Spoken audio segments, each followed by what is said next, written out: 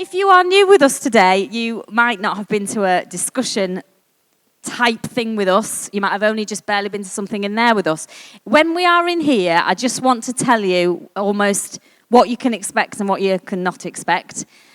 Rob will come and talk through, share some ideas, share some thoughts, and then he'll pose some questions, and on the table you're sitting on, he'll ask you to consider that. You will find very warm, very welcoming, very open people on your table who are not going to judge you for anything you say. We've not secretly got the answers up our sleeve that we really want you to think. You will find we are an incredibly diverse group of people. So even those of us who come here regularly, we don't think the same thing, which is glorious and challenging in equal measure. Because actually we are very open to having the conversation about all that faith may mean to each one of us and to together learning from one another. You are also not at any point going to be picked on to speak. You are not going to be passed a microphone.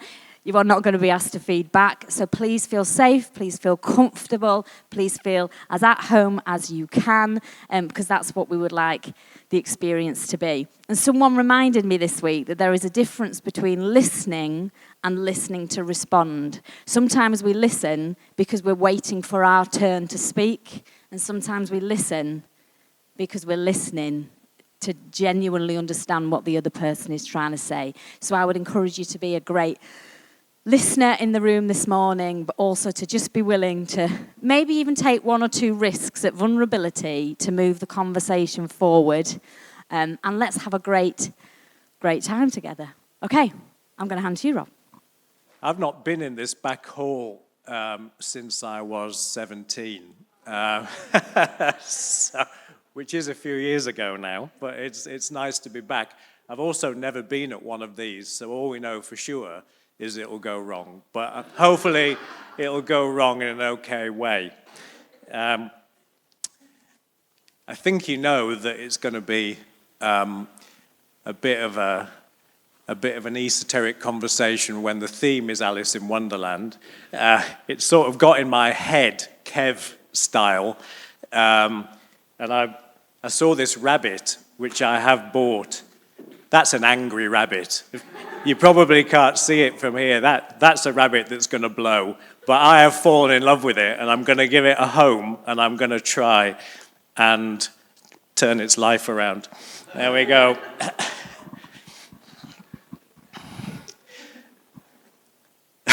Poor Danny is back from his holiday. That's not the bit to give him sympathy for, but I've supplied him a load of slides and a clip in completely the wrong shape. So we're going to see now what happens. But could we have the clip, please? If you want to see some real overacting, watch Johnny Depp in that. It's quite something to behold. So the first thing is you're going to need to bear with me because I'm going to start with some Greek philosophy, as all good talks do.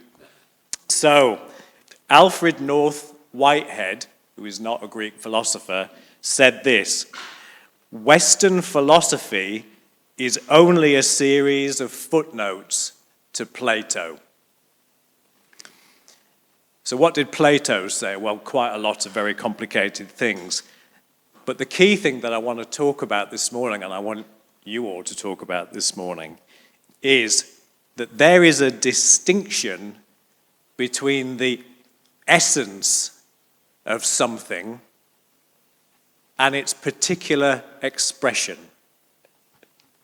at any one time. Now, Plato even managed to get into the creeds.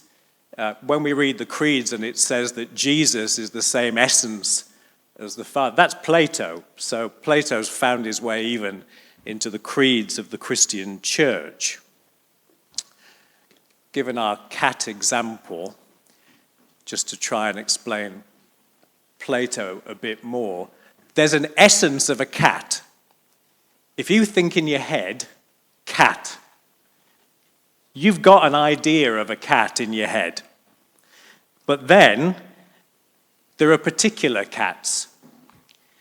And those particular cats are born, and they grow, and they age, and they eventually die.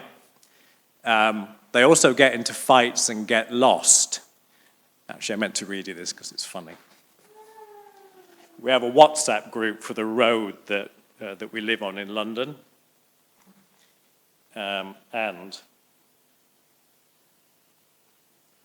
Blissett Street WhatsApp group. Evening all. Our boy Reggie has gone walkabout. He's been gone for 24 hours, which is not like him. He's dark grey with amber greyish eyes. He unfortunately doesn't have a collar as he keeps losing them. If anyone sees him, can you please give me a shout? This is, what day? Saturday. We get a picture of Reggie, resplendent. And then, after lots of texts expressing great worry,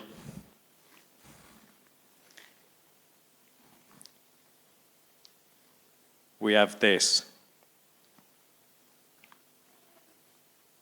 We are all relieved to say that Reggie is home.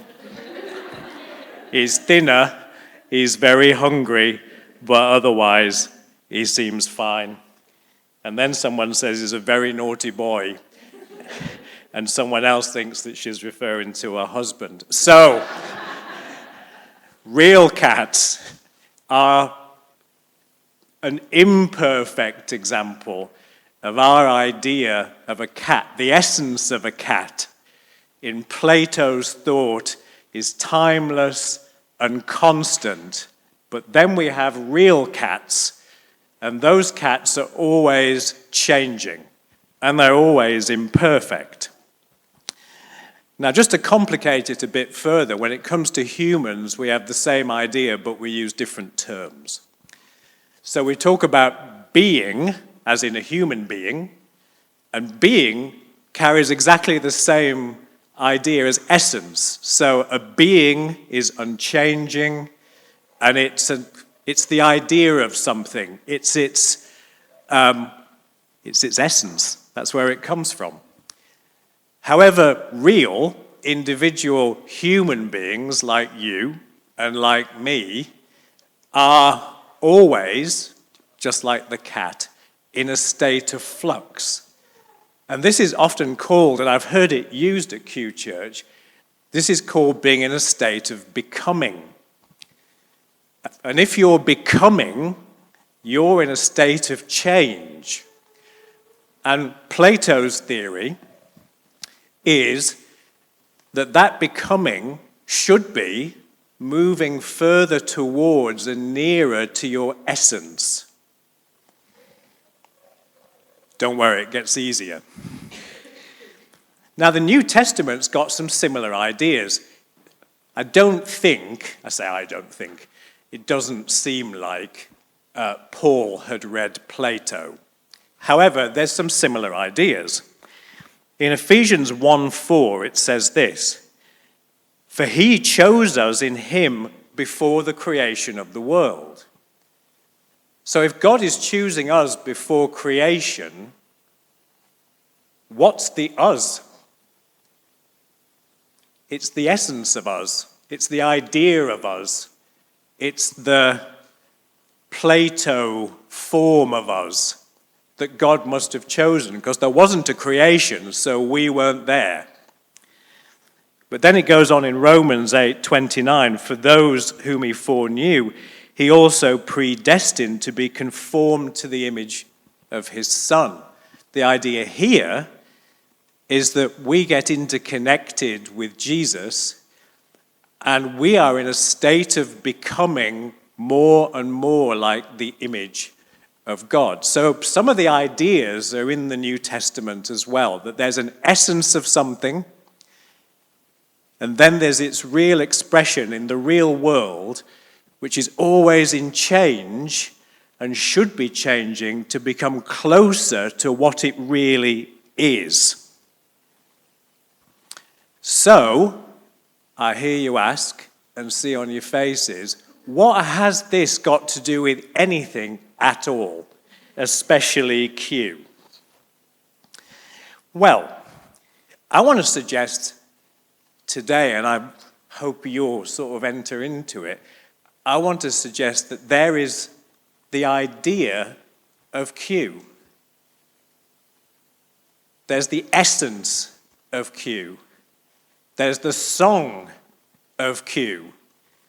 And you talk about these things, actually. There's something which is right at the center of what Q is. However, there's also an expression of Q at any one time, and that's changed, and it continues to change. And I want to suggest that Q is also in a state of becoming. It's in a state of change. And I would say that anything that's not the essence of Q should be up for change and be on the table for change. All its formats, all its programs, the way it's organized, where it's located, all those things, they're just expressions of the essence of Q. And therefore, I think it's really important that Q stays in a degree of flux, is always changing, is always trying to get nearer to what its essence really is. Well, you've actually had a go at saying what you think its essence really is in this reformatted slide that now fits on the screen. This is just from the website, as I'm sure you are aware. But actually, Q's website talks a lot about the essence of Q. Much more, I had to look at a few other places, much more than other places do. So how have you captured it at the point that this was all written? Q is, and of course you've got that revolving thing, and if you're trying to make notes on it, you have to be quite patient, and sometimes you have to wait for it to come round again because you've missed it. Q is unconventional by design, a culture, a way of life, a community, and diversity. But I also lifted out some of the other things that are to do with the essence of Q from the way that Q is described. A spiritual quest. It's about honesty and authenticity. It's about things making sense. Looking for things that are deeper than belief and new ways to believe, and trying to find a more beautiful gospel.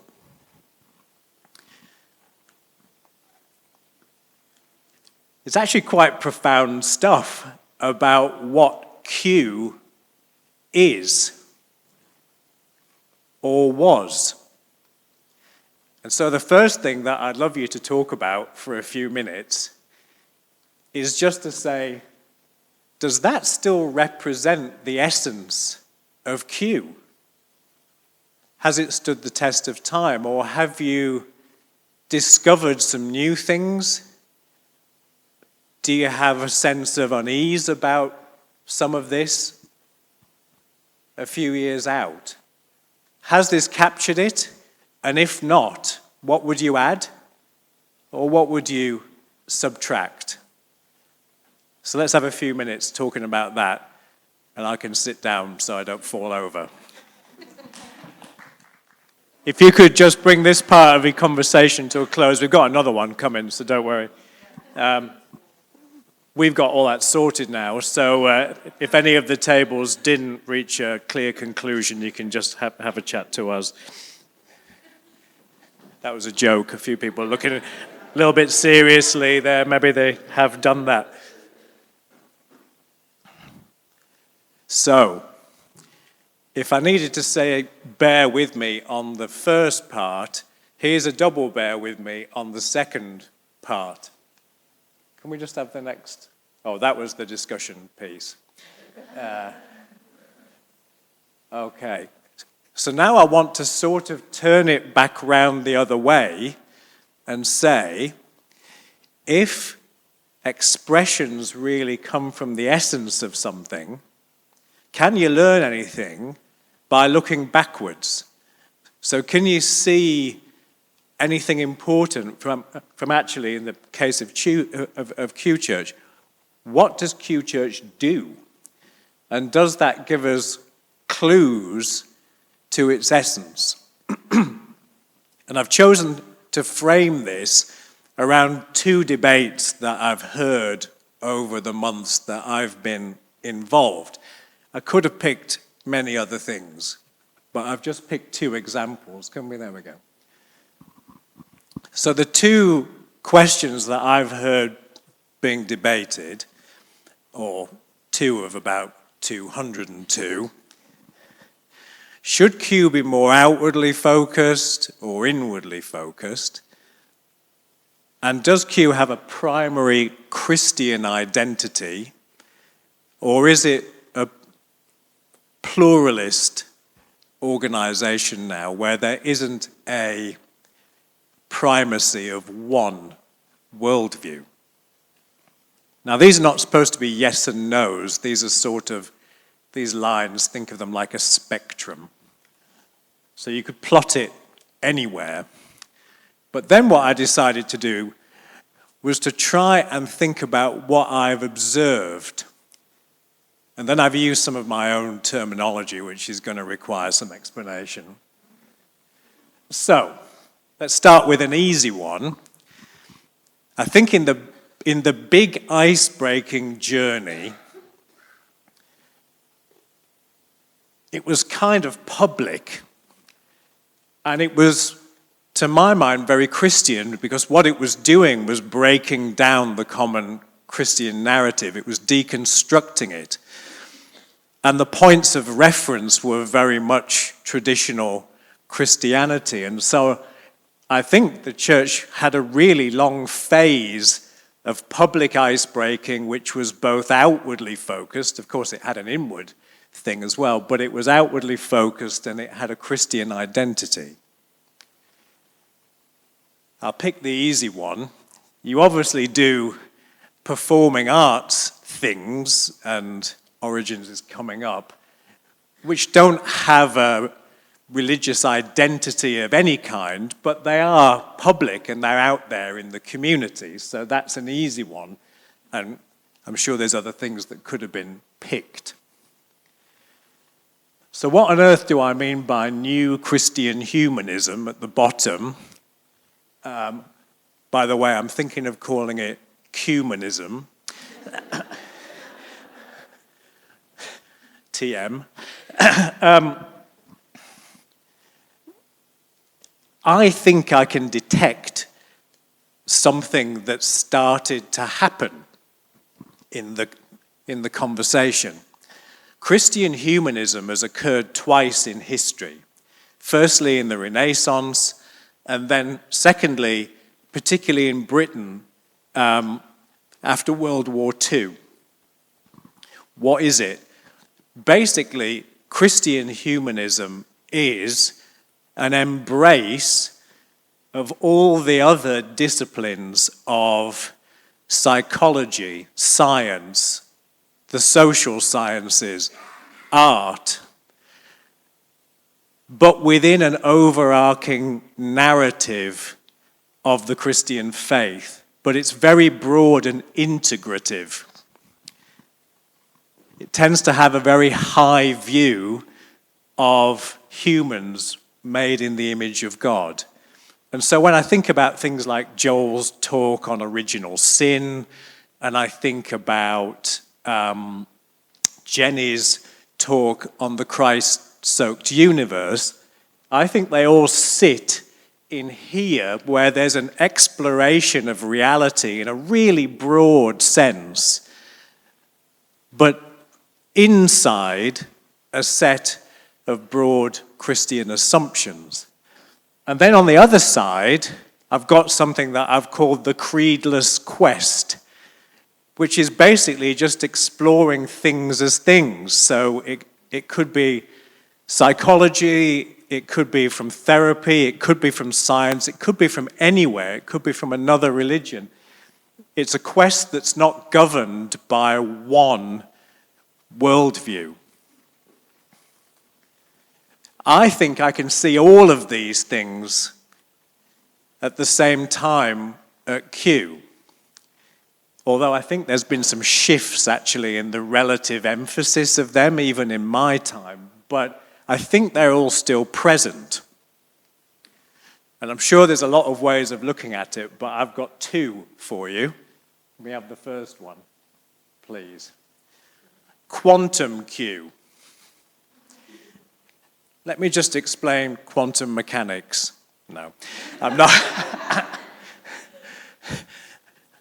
Quantum mechanics allows, at its simplest, something to be in more than one place at the same time. And I think what you could do is you could say, actually, look at what we're actually doing. Some of it might even be a bit of a paradox. Some of it might not fit neatly together. But actually, the essence of Q is to be in more than one place at once. And therefore, in a sense, it doesn't matter. Quantum Q. You can have a Christian identity one week, and you can have a pluralist one the following week. You can be very focused inside the week after, and you can have origins the week after it. And that actually, you don't need to reconcile all those things together. You can be in more than one place at once, like a quantum particle. The only thing with quantum mechanics is it takes a lot of energy to sustain things that maybe don't naturally fit together, and there's sometimes dissonance. Think of that CERN particle accelerator. I mean, they built that thing to get enough energy to split atoms into their quantum particles. There's a lot of work involved in actually sustaining this. But of course, it could be worth it, because it could be, in the end, the essence of Q. But there is an alternative. I actually like the way this is written. Let me just read it, because I like it. One day, Alice came to a fork in the road and saw a Cheshire cat in a tree. "Which road do I take?" she asked. "Where do you want to go?" was his response. "I don't know," Alice answered. "Then," said the cat, "doesn't matter." Doesn't matter where you set off if you don't care where you end up. But of course, what you could say is the fact that there's differences in the expressions of Q, maybe implying that there's differences in the essence of Q. You could say actually some decisions need to be made. It's a fork in the road. We don't need to agree on what we believe. By the way, I'm assuming that's not on the table at all, and I'm not even introducing that idea. But maybe there needs to be some agreement on what is the essence of Q. Is Q a radical Christian church of some kind? Or is Q a vehicle for creedless wisdom wherever it's to be found? And actually, in researching this, I ended up learning a lot about the Universalist church, which there's one here. And if you look at some of their videos and some of their material, you could easily have it read out here, and it would look right at home. But on some other weeks, it wouldn't. So are there decisions to be made? Does the essence of Q need to be clarified? Do the contradictions need to be lessened? Or is quantum Q a better vision? And just to say it one more time, I'm not talking about having the same beliefs. I'm assuming a whole spectrum of beliefs will continue amongst the group. But this is just about what is Q,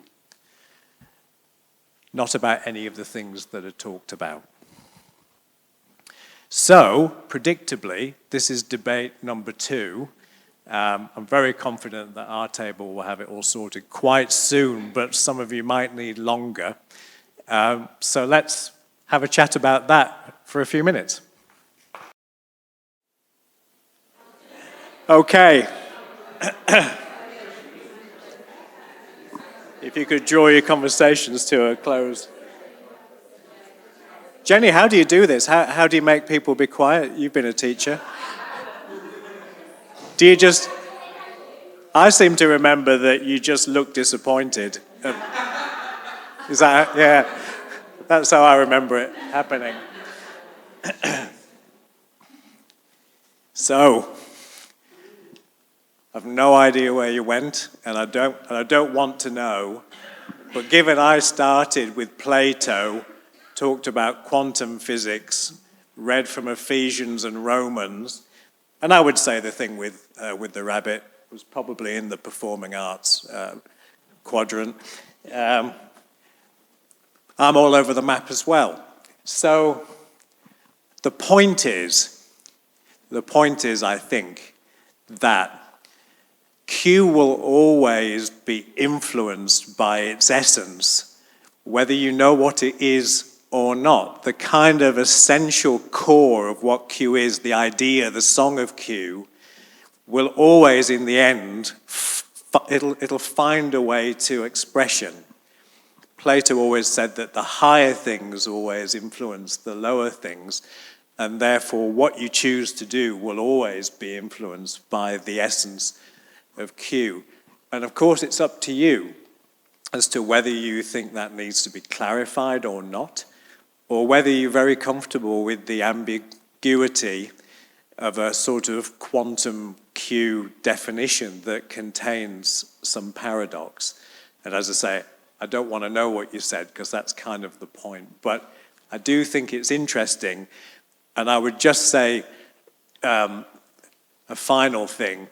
There's a lot of talk in a lot of other organizations about expression, about programs and styles and organization structures and leadership preferences and all that stuff. There's a big emphasis down there, but it is down there. I think it's good to think about the essence of things from time to time and not get trapped in all the things that in the end are more of an expression than the essential nature of the thing itself. And as you know, I think Q has a very special essence, even if I can't completely describe it or resolve it. But there's something that keeps you coming back and keeps me coming back that's very precious. So, I just wanted to, somehow, I'm back in 2 weeks in a more conventional form. I think this disproves Kev's idea that you might ask the universe for things, because who would have asked for that? It's kind of, I've been back in 2 weeks. But I'm actually going to take some of those ideas and see where I can go with them. And I'm so out on a limb that with a telescope, I can see Anth from where I am. That's how out on a limb I am. But it's been, and I'm not there yet, but it's so fascinating when you pose those questions. So I'm actually quite excited about the whole thing, whether it's a disaster when I try and explain it or not. But I just wanted to finish with a clip that sort of depicts the sensation I've been having as I've started to do the prep for next week, and just as a way of ending this morning. So just to say, I pulled a muscle in my head as well as in my hamstring as a result of all that thinking, but I look forward to seeing you in a couple of weeks, and thanks for being patient with me today. Thank you.